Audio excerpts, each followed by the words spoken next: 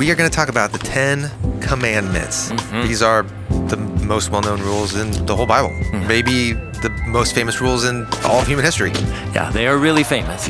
But if we take time to look deeper, what we're going to discover is that the 10 Commandments are actually not just rules. Really? Yeah. In fact, every command in the Bible is way more than a command. What do you mean? So let's think, for example, about the first time in the Bible that God tells anybody to do anything. It's what God says to humanity when he creates them in Genesis 1. God blessed them and said to them, "Be fruitful and multiply and fill the land." That's right. But notice, it's not actually called a command. It's called a blessing. So this first command sets the tone for all of the commands to come. Every command in the Bible is an invitation to find life. That's nice, but how, right? Like, don't we need rules to tell us how to find life? Sure, but rules only get you so far. I mean, what we really need is a way to discern between right and wrong and good and bad in any of life's complicated situations. And this is what the Bible calls wisdom. Okay, how do I get wisdom? Okay, so now we have to check out the second command in the story of the Bible. And what you see is it is all about a search for wisdom. Okay. So this is after God puts the human in the garden. In Genesis chapter 2, we read this. Yahweh God commanded the human, saying, "From every tree of the garden you will surely eat." Which, real quick, includes the tree of life. Nice. So enjoy the tree of God's own life that will never end. Great. Eat up. I like this command. But it continues. But from the tree of knowing good and bad, you will not eat from it. For in the day that you eat from it, you will surely die. Okay, so there's a tree. It teaches good from bad, but don't eat it? What's going on? Yeah, this story is super dense, and it's a riddle. It's inviting us to meditate on what is the command really all about. Now, let's turn the command over. There's actually two parts to this command. We have this negative command, not eating from the tree of knowledge, but notice that is matched or balanced by this positive invitation to eat from the tree of life. I mean, the whole premise is that all the trees look beautiful and good. Yeah. So how do I know the difference between the tree that will kill me and the tree that brings life? It is only because God's telling me. Okay. So real wisdom comes from listening to God's voice, and that leads to life, instead of taking wisdom on my own terms, which leads to death. Exactly. That's what the story is saying. Okay. And it's this story that is setting the stage for every command to come in the Bible. And there are a lot of commands coming in the Bible, like hundreds, rules and statutes and laws, but every one of them is actually just like this first command, which is an invitation to hear God's voice and find life. To do that, we have to meditate on the commands, turning them over and pondering how each one invites us to discover life and the wisdom of God within the command. This is actually what the author of one of the Psalms is trying to tell us. How good is life for the one who delights in the Torah of the Lord, and on his Torah they meditate day and night. Torah here means instruction and is often translated as law. They will be like a tree planted by streams of water, which yields its fruit in its season. Yeah, this is so cool. So living by God's wisdom doesn't just mean that I get to eat from the tree of life. It's that I actually become a tree of life to others. It's inviting us to live in a radical and bold way that brings us life, but also shares that life with others. Yeah. So this is the invitation with the 10 commands. Yeah. We get to meditate on them and find life. Yes, yeah. And we can think of them as just a list of 10 rules, like a moral checklist. But if we take time to meditate on them, turn them over, we will discover there's a whole universe of wisdom and life in every single one of these most famous rules in the Bible.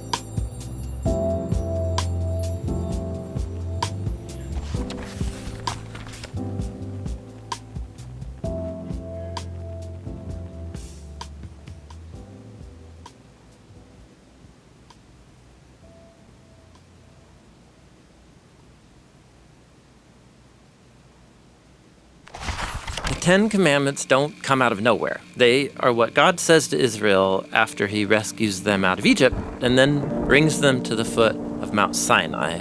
And God's offer is this: listen to my voice and keep my covenant. Okay.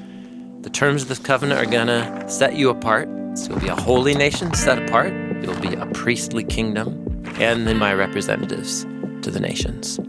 So that's God's offer, and the Ten Commandments are the first of these terms of the covenant. And they begin this way. Exodus 20, verse 2. I am Yahweh, your Elohim, who brought you out of the land of Egypt, out of the house of slavery. So notice what we begin with is who God is to the people. This is a family whose fundamental identity is we used to be slaves. So we are a liberated people. Yahweh is our liberator, which means that one way to think about the Ten Commandments is it's like a freedom ethic. It's the ethic of the free. How to live as a free people. Yeah. Also, this thing of I am Yahweh, your Elohim. I'm yours. There's a phrase that's going to get repeated throughout Exodus, Leviticus, Deuteronomy, and the prophets. This phrase where God will say, I will be your God and you will be my people. And this is really similar to the well-known phrase from the Song of Songs. I am my beloved's and my beloved is mine. This is covenant language. Okay. So there's no command here. The first words of the Ten Commandments are not a command. They're just a statement. So with that in mind, let's now hear the first actual command of the 10 words. There will not be for you any other Elohim before me. Now, that little phrase, before me, al panei or al panai, is a very common prepositional phrase. This is the grammar term to refer to something being in a physical location, like right in front of you. Okay. It most literally means in front of my face. But this phrase also can mean against the face. Okay. So let's say you have a hostile army coming towards you.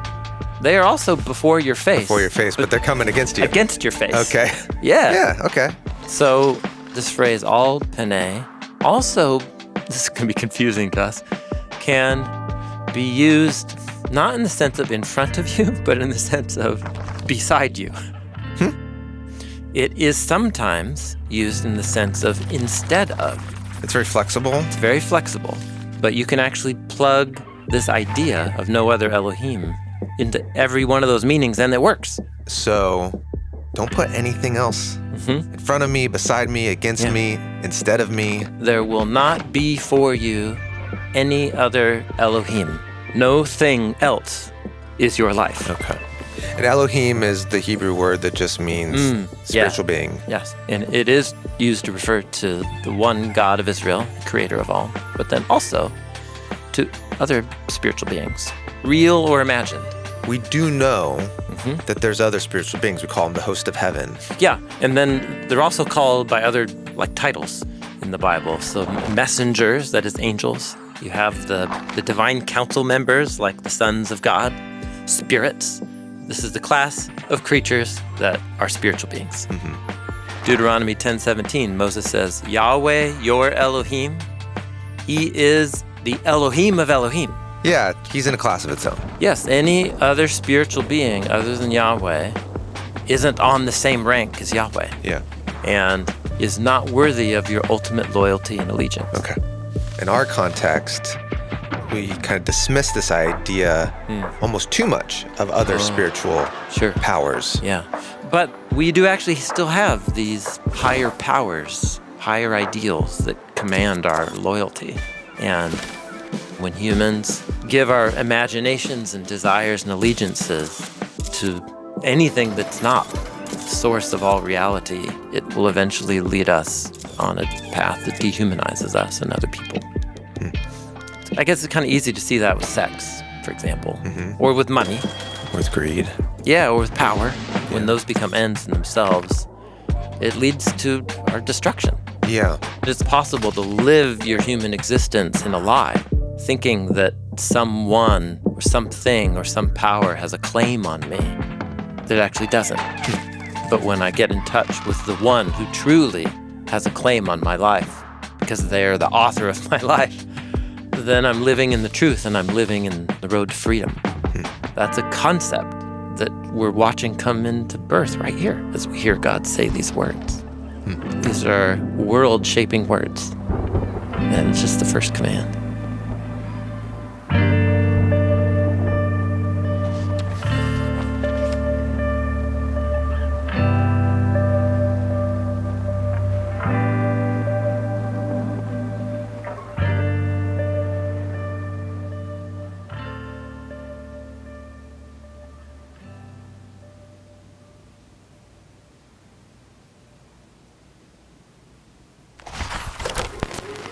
The second command, you will not make for yourself an idol or any likeness of what is in the skies above or on the land beneath or in the waters underneath the land. You will not worship them. You will not serve them. The first idol that is made in the story of the Bible, that we know the shape of it, is of a little cow, of a calf. And in terms of archaeology, little molded calves or bulls are one of the most common ancient statues. It was either deified and worshipped or used as a representation of divinity. So it becomes the thing by which now I have access to this other greater thing. Yes. So why would the biblical authors think that this is a huge problem? There's one passage in Deuteronomy 4 where you get the closest to like a reason why. And it's Moses retelling the story of what happened at Mount Sinai when Israel heard God speak the 10 Commandments. He says, so watch yourselves carefully, because you didn't see any form on the day that Yahweh spoke to you at Mount Horeb from the middle of the fire. So watch yourselves so that you don't act corruptly and make a graven image for yourselves in the form of any carved or shaped figure. Also, watch yourselves so that you don't lift your eyes up to the skies and see the sun or the moon and the stars, the host of heaven, and be drawn away and worship and serve them. But Yahweh has taken you all and brought you all out of the iron furnace from Egypt to be a people of his own possession. Okay, yeah. You didn't see God in any form. And you're going to have this impulse to try to create a form of God. There's something dangerous and misguided about trying to create a form to contain Yahweh God. There you go. Because remember, Yahweh means the one who is. There is just one source of all reality, and that one who is so above and beyond our imagining. And when we reduce that one, God, to something within creation, it diminishes who God is, and it begins to deform our imaginations. Okay. But all of a sudden, he starts talking about the stars in the sky. Right. We're meditating on an important idea from the 7-day creation narrative, that on days 4 and 6, God makes 2 categories of rulers. Okay. The first rulers are the rulers of the sky. And it's exactly these 3, the sun, the moon, and the stars. And they're called ot in Hebrew, signs or symbols that actually do reflect something really important about the one who is. But they are not the one who is. You also have the rulers below. But notice what Moses says here. The Lord has taken you all, the Israelites, and brought you all out of the iron furnace. Egypt is described as a furnace. And this, I think, is a very subtle reference to the fact that Israel is to imagine themselves as the molten image of God, the actual molten image of God. Guys, you're the image. You are the image. That's right. Humans shouldn't make images of God because God already made an image of himself, and that is humans. Humans. And it's not a statue of humans, it's just humans. The living, breathing humans are God's image. If you want to find connection to Yahweh God, it's other humans. Yeah. That's pretty profound. It's very profound. Yeah. So then you get, because I, Yahweh your Elohim, am a passionate Elohim. What God means is, I am passionate for the well-being of my creation. And anything that harms or reduces it, Yahweh's on a mission to get rid of that. Visiting the iniquity of the fathers on the children to the threes and the fours for those who hate me, but showing loyal love to thousands for those who love me and keep my commands. What it means in essence is that God will allow people to make their bed and sleep in it over the course of many generations.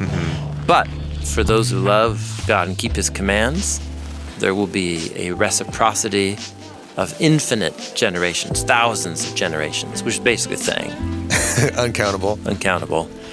Like loyal love from God that's reciprocated by love from humans and honoring God's commands. Now we're talking about what creation is all about. So put it all together. Okay. Every human, male or female, rich or poor, slave or free, every human is an image of God, the unique vehicle of the way. Divine goodness is present in our world. So don't make an image, be a faithful image of God.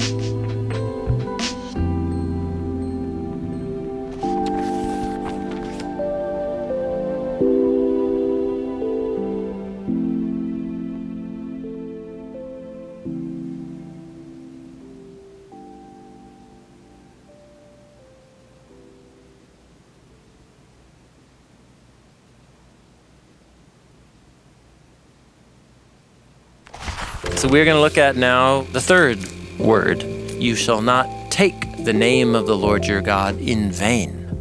The most literal translation would be as follows. You will not carry, so Hebrew verb nasa, which means to pick up and carry. Okay. You will not carry the name of Yahweh your Elohim in vain. For Yahweh will not declare innocent the one who carries his name in vain. This whole thing is about God's name. Yeah. In the Hebrew Bible, God's name is spelled with 4 Hebrew letters, Yod, He, Vav, He. And the most ancient pronunciation that we're pretty sure we can recover of it would have been Yahweh. It means the one who is.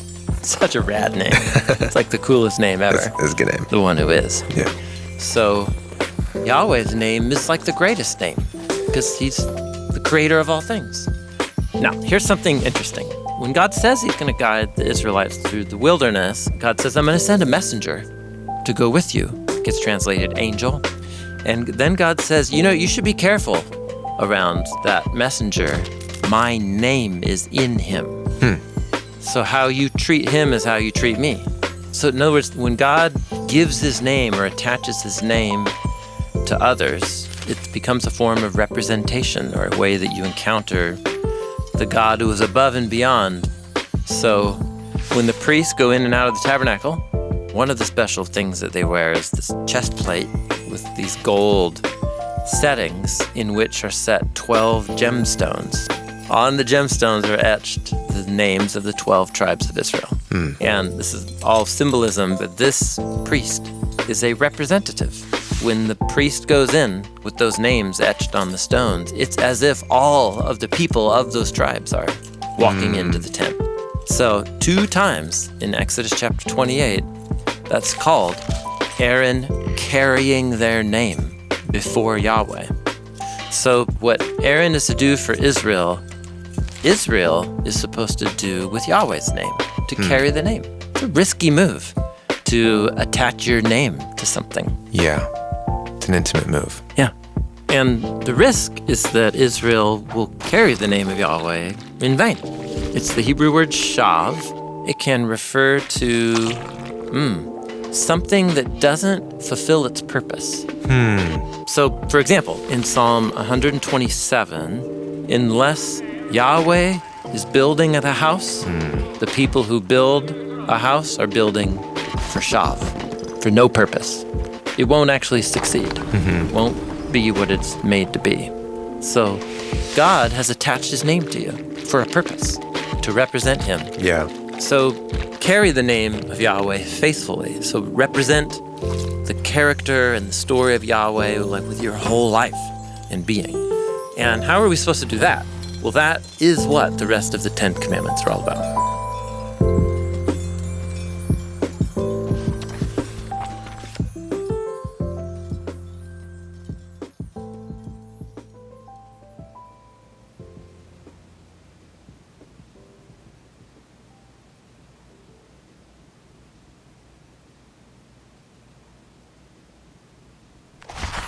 Number 4. Number 4. Which literally is remember the day of Shabbat. Shabbat means to stop. Okay, so remember the day of stopping. Yeah, to treat it as holy. Okay. So there's a 24-hour period that in your mind you're to recognize that one's different. And how you behave in that 24-hour period should be different. And that's treating it as holy. That's treating as holy. Okay. All right. How exactly? So for 6 days, you'll labor and do your work. But the 7th day is a Shabbat of Yahweh your Elohim. On it, you will not make or do any work. Okay. You get a list of who it is that's supposed to honor the holiness of this day of Shabbat. It's you, your son, your daughter, your male slave, your female slave, your cattle, and the immigrant who's in your gates. Is that 7? 7. Nah. Of course. Of course. So 7 is the Hebrew word sheva, spelled with the same letters as the Hebrew word sava, which means to fill up or to satisfy, complete. And the last line of the command, therefore, Yahweh blessed the day of Shabbat, and he made it holy. Right. And this is referring to Genesis 1. We'll recall that in 6 days, Yahweh made the skies, the land, and the sea, and all that's in them. When God ordered all of the cosmos, he was laboring in some way? Yeah. Okay, so God generates out of generous love something that is not God, but that is wholly contained within and sustained by God. Each day opens with, and God said, then God is making or doing something. And then it ends with saying, and there was evening, and there was morning, 1, 2, 3, 4, 5, 6, and he rested on the 7th day. Day 7 doesn't get that final marker, and there was evening and morning on the 7th day. Yeah. It's a day that doesn't end. It's the day that doesn't end.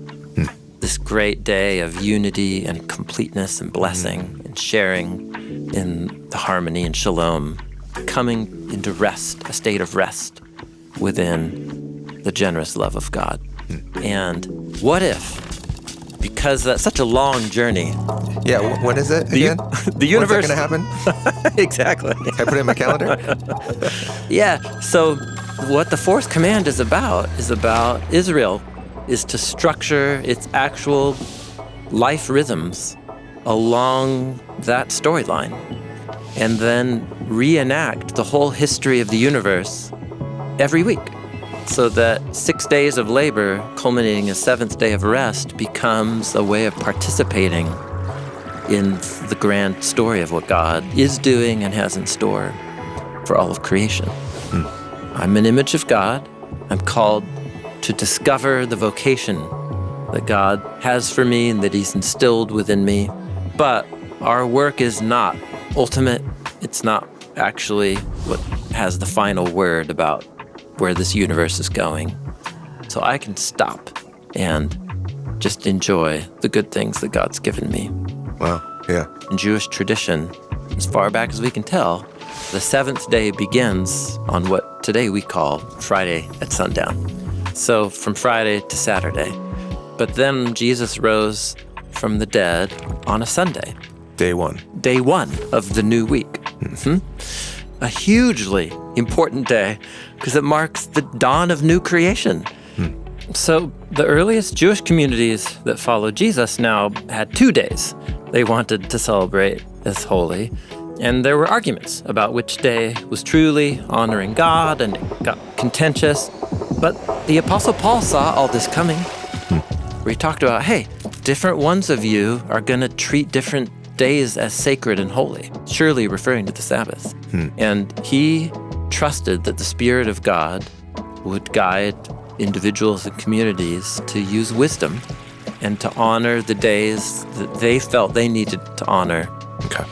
So this command is for us. Remember the Sabbath, keep it holy, and let's be generous to each other as we follow Jesus. Because I think what we all care about is the meaning of the Sabbath. Yeah. There is coming a time of rest, and you can stop and enjoy a taste of that future rest right here in the present.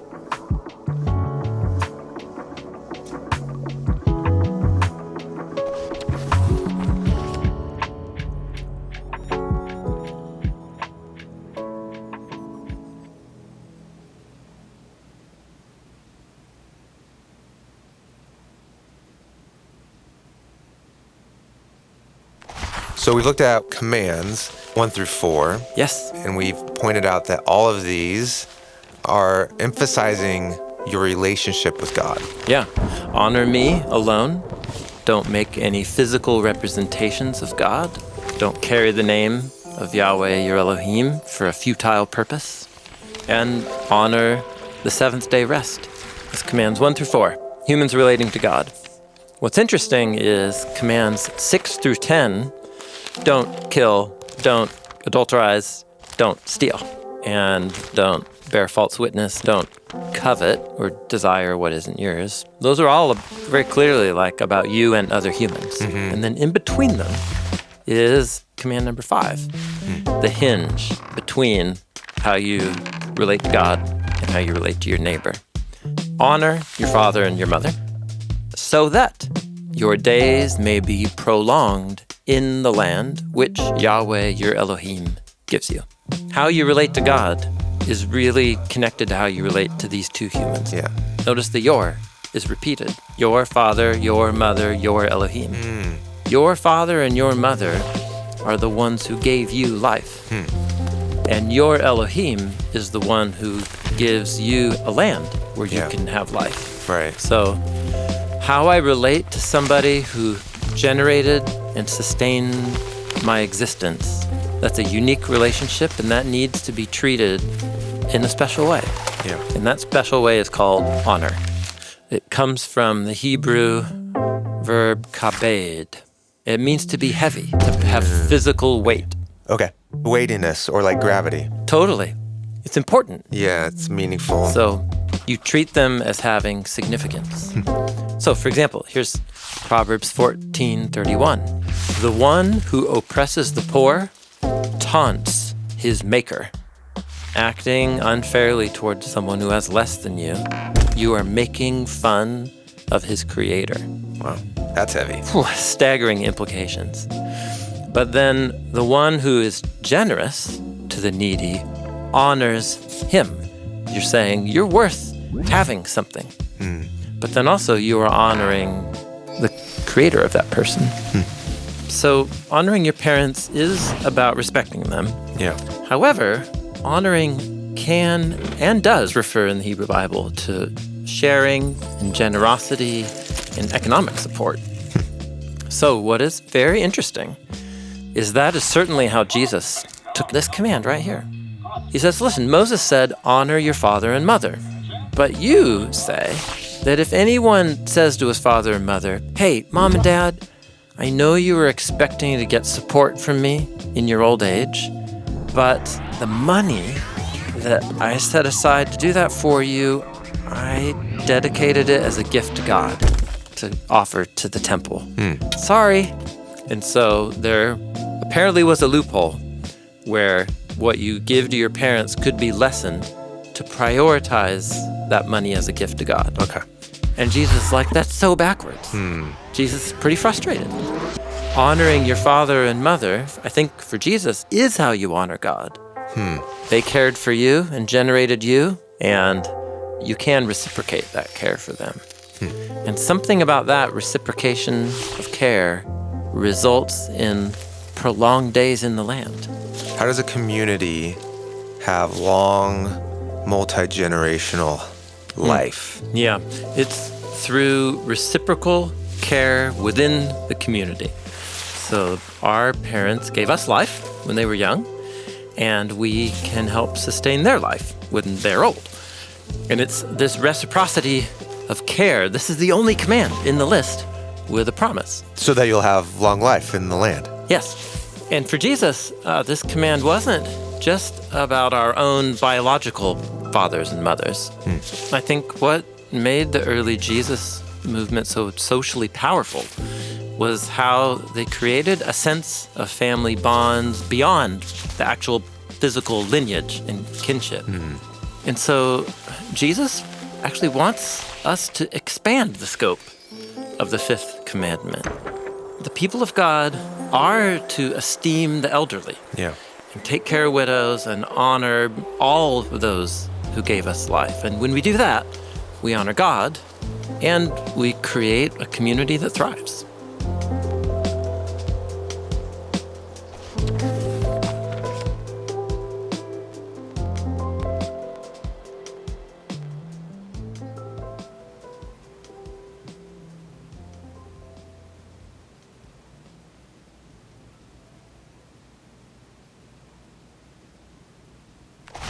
All of our contemporary English translations render this sixth command as, you shall not murder. 2 words in Hebrew. Lo is the Hebrew word for not or no, and then it's just the single verb, ratzach. So the word ratzach is used in 1 Kings chapter 21 to describe when Ahab took the life of this guy Naboth to get his land. So ratzach can describe premeditated murder, but almost half of the times that ratzach appears occurs talking about the cities of refuge. And so these are 6 cities in ancient Israel that were set apart as like an asylum so that a rotzeach, the killer, who has struck a person unintentionally, can flee there. We wouldn't call that murder. No. We'd call that manslaughter. Exactly.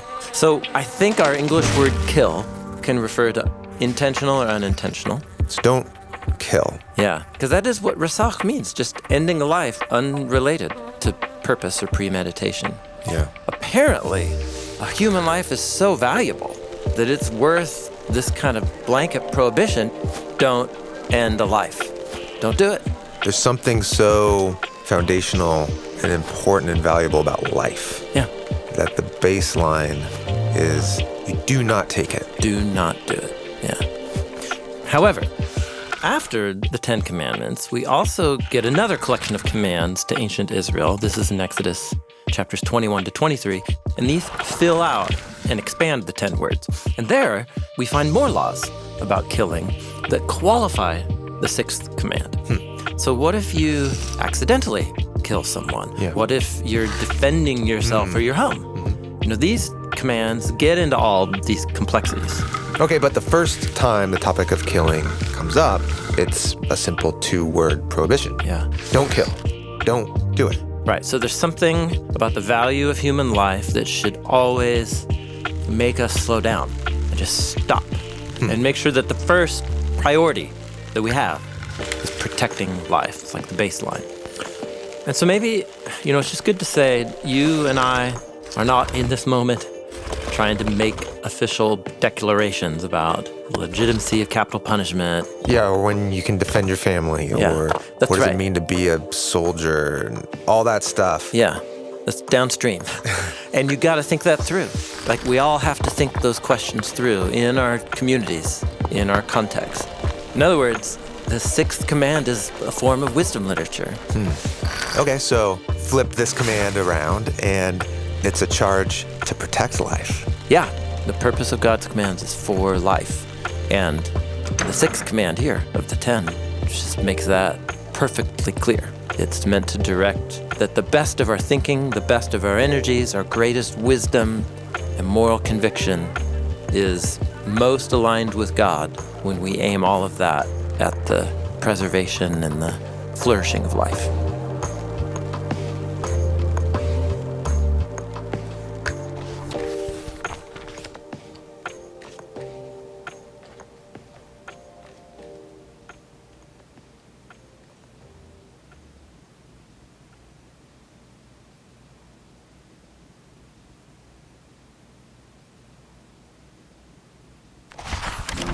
We are at word 7 of the 10 Commandments.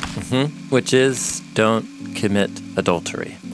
2 words in Hebrew, lo tin'af, from the Hebrew root is na'af. What it means is to have sex with someone that is in a marriage covenant with another person. And then it raises the question of, well, man, why does that matter? Yeah. So, Genesis 1, verse 27, God created Adam, human, in his image. In the image of God, he, that is God, created him, that is humanity. Male and female, he created them. The phrase image of God was gotten swapped out for male and female. So one of the ways humans image God is that we are different, but yet also one. The second story that really focuses on this is then in the Eden narrative, where you have a singular human, an Adam, but then when God puts the human in the garden to work it and to keep it, God says, it is not good for the Adam to be alone. So what God says is, I will make a Ezer Kenegdo. So the word Ezer means the one who brings about deliverance from the bad situation. So rescuer. And the phrase Kenegdo means corresponding to. Okay. So a delivering ally that matches, but not matches by being identical, matches by being precisely different. So God becomes an anesthesiologist, knocks the human out, Puts Adam to sleep. with a deep sleep, and takes one of his sides. Then one becomes 2. And when the human wakes up and he sees, and he's like, oh my goodness, this is bone of my bone, flesh in my flesh. This one shall be called Isha, woman, because she was taken from Ish, man. And then the narrator steps in Genesis 2:24, and says, okay, dear reader, this is the reason why a man leaves his father and mother and then joins, literally clings, grabs onto his wife, and they become one flesh. The 2 will become one flesh. One flesh is a way of talking about a family bond. Okay. There's something really special, important, that God's behind. It is also interesting that marriage is one of the main metaphors to talk about God's covenant with Israel. Right. This has to be why the Apostle Paul sees sex and marriage as having cosmic implications. Most famously is in his letter to the Ephesians, where he says husbands are to love their wives, because when they love their wives, they love their own bodies. And he's for sure meditating on the One flesh. the Eden narrative, that the 2 are one. And then he starts talking about the Messiah and the church. The Messiah loves the church. Yeah. And you're like, what? And he says, this is a great mystery. Now, just clarify, the mystery I'm talking about? Yeah, explain this mystery to me. Well, Paul says that when he reads in Genesis about the 2, the man and the woman, becoming one, that it's ultimately a picture of Jesus and his people. That is, God and humanity becoming one. Okay, so that's what human marriage is meant to symbolize. Apparently, yes. Yeah, marriage is a picture of God's relentless love and loyal pursuit to become one with his human creatures, with his partners. It's remarkable. Yeah. Okay, flip over Don't Commit Adultery. If you see a married couple in your community, their marriage is the most important context where they're learning to become fully loving human beings towards each other. Protect that. Help them. Honor that. Yeah. That's where they're working it out. And of course, I guess we're not saying in all your other relationships and then love doesn't matter. Exactly. Yeah. But there's this focusing. There's this focusing in a marriage covenant that is unique, it's significant, it's difficult. Don't shatter the marriage of another couple because of your sexual desire. Don't commit adultery.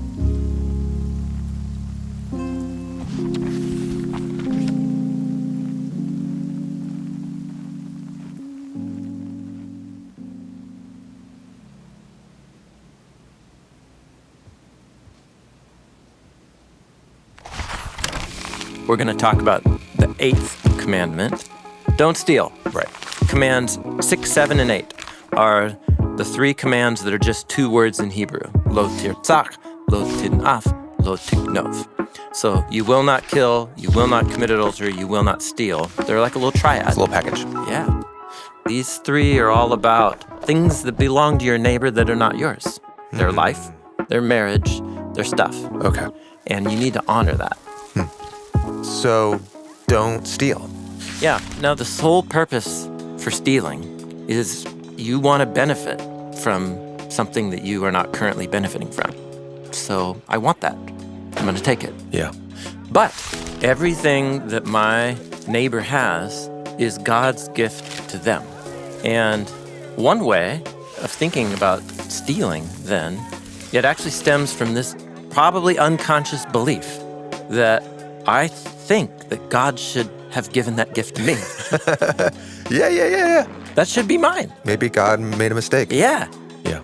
But it's fundamental to the story of Israel that everything that they have in the land is given to them as a gift of God. Deuteronomy 8, verse 7. For Yahweh, your Elohim, is bringing you into a good land, a land of wheat and barley, of vines and fig trees and pomegranates, Yeah.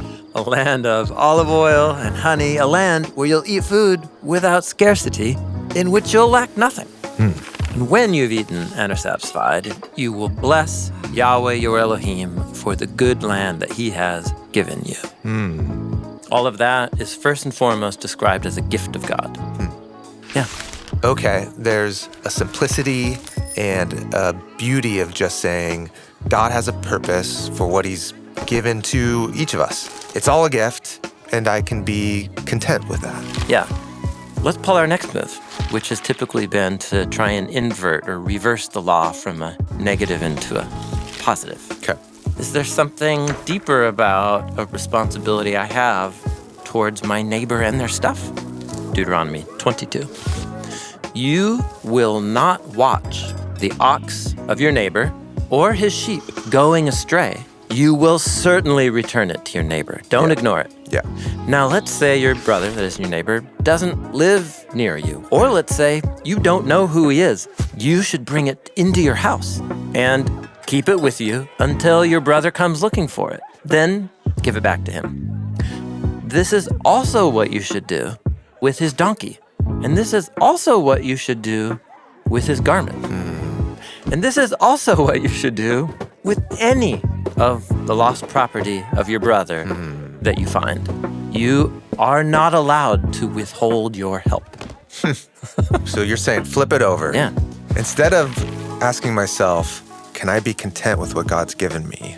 I can actually ask myself, can I help be a steward of other people's stuff with them? Help them steward their stuff. That's like the extra generous mindset. Totally.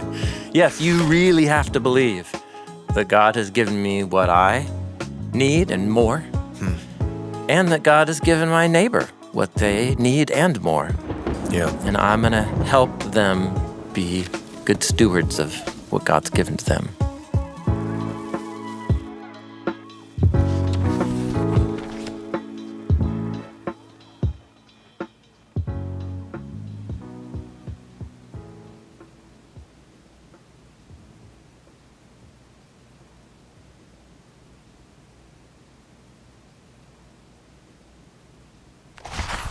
Command number 9 of the 10.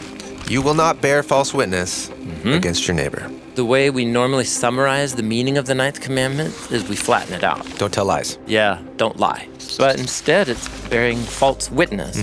So, first of all, bearing witness. Here in the command, it's ta'aneh. It's from the Hebrew verb anah, which is just a fixed little phrase used to refer specifically to like legally or publicly making a declaration. It's like put your hand on the Bible. Yeah, courtroom setting. But ancient Israel didn't have courtrooms like we have courtrooms, right? Yes, they had city gates where the elders of a town come together. Okay. This was the public forum Yes. where you would have people come and say, okay, what's your side of the story? What's your side of the story? That's it. You're being called upon to represent your version of what you saw or witnessed or experienced. And then the kind of witness that you are bearing, false is how it gets translated, is the Hebrew word sheker. Sheker. Sheker. A sheker presents itself as one thing, but in reality, It's not that thing. It's like an illusion? It's an illusion. Something that betrays, it's masquerading. You put forward, I'm a truth teller, I'm trustworthy, I'm one thing, but in reality, it's another. So you can just have words of sheker or you can do sheker. Because the move could have been, don't lie. But there's something about the way that this command is written to say, actually, I just really want you to focus on the communal aspect. Yeah. This is about presenting something false publicly. So these are the types of lies that affect a whole community. And that is so important. It gets its own spot in the Ten Commandments. Yeah, why is it so important? Yeah, it's a great question. So after the 10 commands, later in Exodus chapters 21 to 23, there's many more commands that fill out the values at work in the 10. And in them, this idea of bearing false witness is connected to violence. What does that look like? Yeah.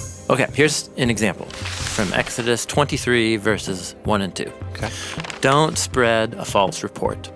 Don't join your hand with a wicked man to become a witness of violence. Become a witness of violence. Yeah. What does that mean? Yeah, so it's describing speaking falsely about someone in public so that they get accused and punished, maybe even killed, which is what Exodus 23 goes on to say. Stay away from a false charge so that you don't bring death to an innocent or an honest person. Ah, I see. So then you can join hands with others to be a witness of violence. Yeah, so one person's false testimony can inspire a whole group to team up around a story about somebody that's not true. Yeah. Don't go along with the majority when it leads to evil.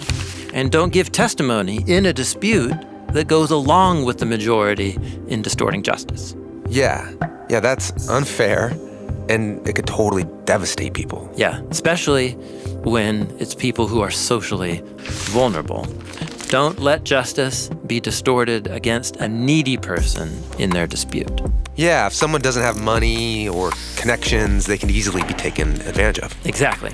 And so this is why, at the end of this little paragraph in Exodus 23, it names a group of people who are really vulnerable to false accusations.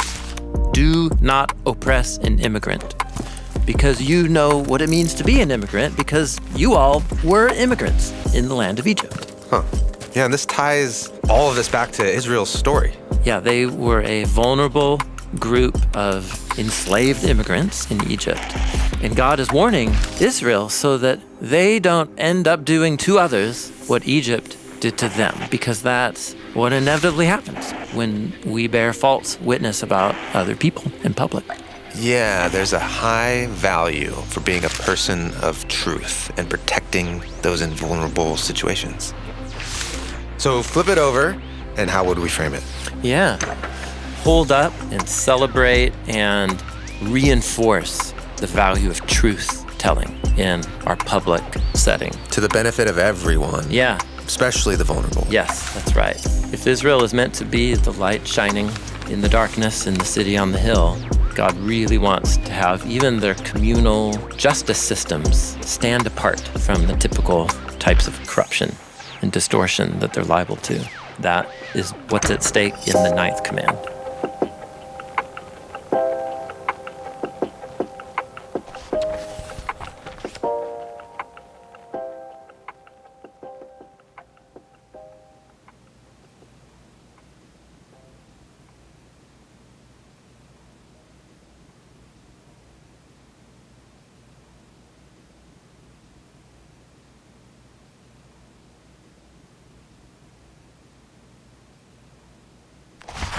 We are at the 10th and final of the 10 commandments. We made it. We're doing the 10th command, which is famously translated as covet. Do not covet. Do not covet.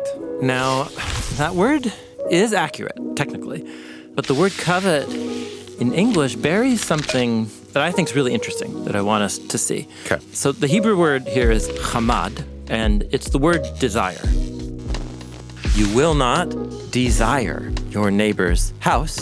You will not desire your neighbor's wife, or his male slave, or his female slave, or his ox, or his donkey, or anything that belongs to your neighbor. Desire. Desire. Command 10's different than all the others. It's all the other commands refer to behavior that is observable, actions that you can see. Desire is completely internal. Yeah. So in a way, the 10th command comes back and it addresses the thing upstream of murder and adultery and stealing and bearing false witness. Why would you do any of those things? Probably you have a desire that's driving your decisions. It's the undercurrent for everything. Now, not all desire is bad, just like in the Garden of Eden. Yahweh Elohim planted a garden in Eden. He placed there the human who he had formed, and Yahweh Elohim caused to sprout from the ground every tree desirable for sight and good for eating. Yeah, so every tree in the garden is both desirable and it looks good. And that word desirable is the word chamad.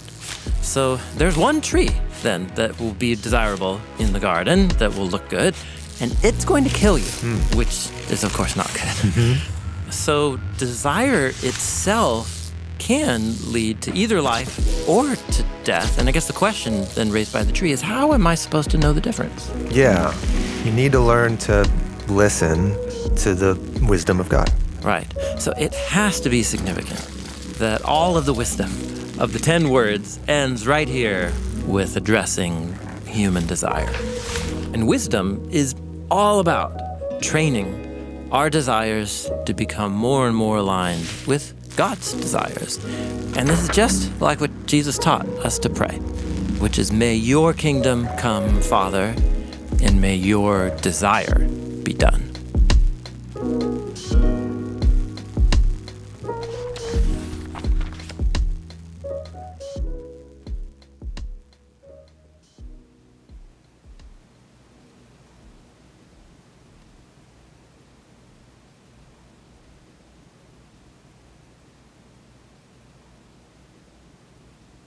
All right, the 10 Commandments. Or the 10 words, as God calls them.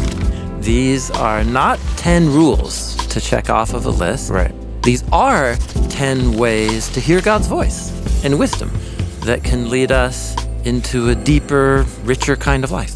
Yeah. Also, these all invite us into thinking about the story of the Bible. Yes. It starts with, who is the God of the Bible? Yeah, and then what does it mean that God made us to be his image? Right. Can I represent God faithfully while trusting that he will lead all creation to its completion? Yeah. And in the meantime, there's this bold vision for what it means to be human. Right. To honor those who have come before us, to preserve life, and to commit to love, and also to generosity. Using truth to protect the vulnerable, and then ultimately to align our desires with God's desire. Yeah, there it is. The 10 words. 10 matters of cosmic importance that we can meditate on in our communities so that we can discover God's wisdom together.